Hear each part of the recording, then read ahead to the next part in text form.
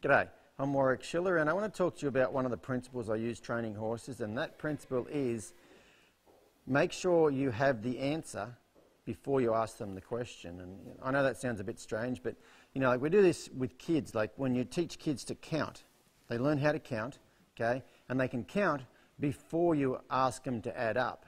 And when you ask them to add up, let's say you say, what's 2 plus 2?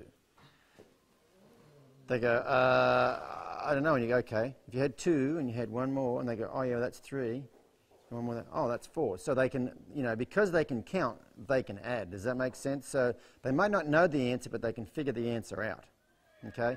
And that's the same thing with training horses. Everything I do with these horses, the process that I use starts out in a little place, and you're basically creating the answers for the next question you're about to ask. So when you ask a question, they'll either know the answer or figure the answer out. Because a lot of times at clinics I will tell people, I don't ever ask a horse to do something they don't already know how to do or don't really know how to figure out. And so that's the process we go in.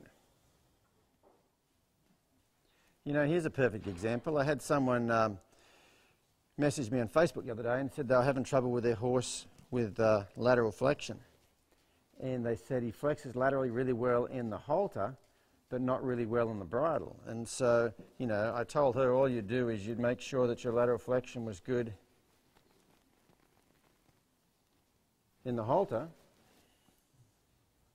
So then I told her all you need to do is put the bridle on, ask for lateral flexion with the snaffle, and then pick up with the halter and get that, and then let go. And then you'd ask for lateral flexion with the snaffle, and then you'd pick up with that halter and let go. And, that would be a really, really easy way of doing it, because you have the answer already. The answer is lateral flexion. I can get lateral flexion because I've got that halter on, and then I would just ask for lateral flexion in the bridle.